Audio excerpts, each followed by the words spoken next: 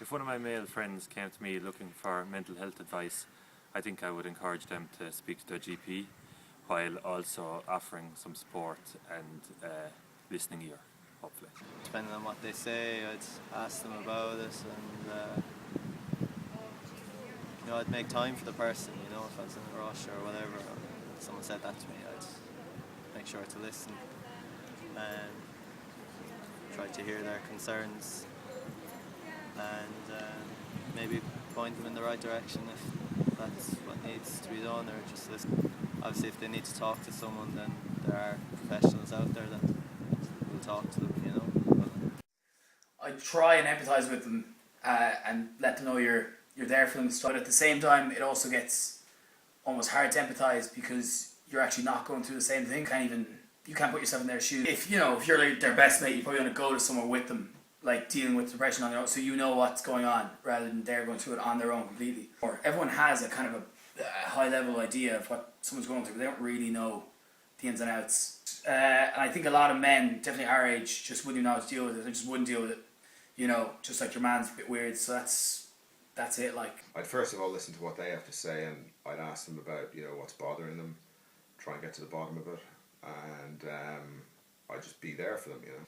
How that mental health problem manifested itself. If it manifested itself socially, then yeah, there could be a bit of a problem in social situations, and that could put an awful lot of stress on friendships and things like that.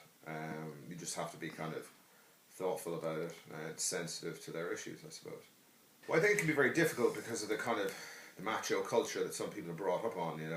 People may feel especially men may feel very self-conscious about talking about these matters, because I suppose some people can see it as a sign of weakness. People have to pull together and realise, especially in the Irish context, that the Irish people have serious mental health problems and need to be helped out. It's related to the weather and the drink culture that's here.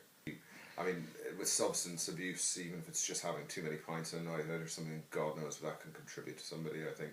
It was something that I could assist with by listening. I certainly would lend an ear to it, but if I assessed it as something more grave than that, I would be encouraging my friend to either see a health professional, either a GP or a counsellor or someone like that who could help professionally. I'd just listen to what the problem was and try to understand it and see if I could maybe bounce some of their ideas off them around the issue. I'd be in a position as well maybe to direct them to the appropriate services to get more help and give them some information. I'll probably just take him out for lunch, chat it out, go for a drink maybe.